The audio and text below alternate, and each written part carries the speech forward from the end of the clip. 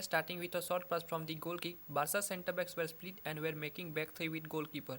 Barca's fullback Araujo and Alba were providing width by staying high and wide. Barca were using short pivot and that was Sergio Busquets. Rayo were pressing with front two in the first phase. Rayo's front two were 3 vs 2 down in front of Barca's backline, so Rayo's frontmen were not dedicatedly pressing Barca's backline. Barca's pivot was under pressure from the center midfielder. Center midfielder was ready to press Busquets while he was receiving the ball, so Barca's pivot was isolated in the first phase between the three players and Barca was unable to build the game centrally. Barcelona were unable to build the game centrally, so goalkeeper was forced to play long balls. Due to Rayo's midfield being central, Barca's fullback were easily receiving the ball in the wide zone, so the goalkeeper was easily finding the fullback with goal kicks. Barcelona were having trouble building the game from the center. Barca's two offensive midfielders were being marked and Barcelona were 4 vs 2 down in the midfield. Barca's offensive midfielders were not getting the ball between the lines, so Barca's offensive midfielders were being forced to drop in midfield. When Xavi was dropping in midfield, he was being tracked back from the center midfielder and the wide midfielder was supporting to press Xavi. So there was 2 vs 1 situation in front of Barca's offensive midfielder and Barca were losing ball position.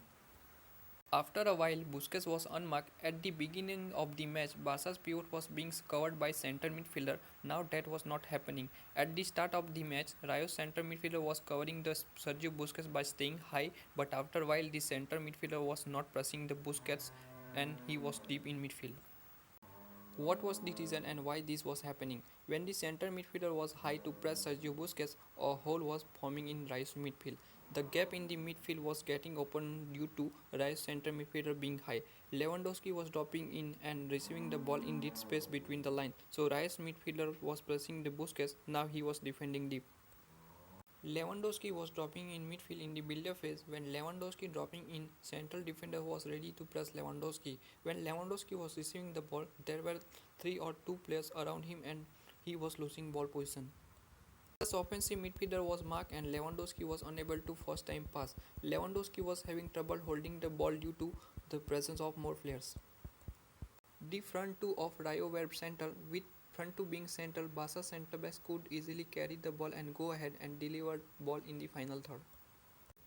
Barca's winger was providing width by staying high and wide. In the final third, when Barca's winger was receiving the ball, Rayo's fullback was ready to close down the winger. Due to the drag of the fullback, space was being created in the half space and Guy was ready to go behind the defense.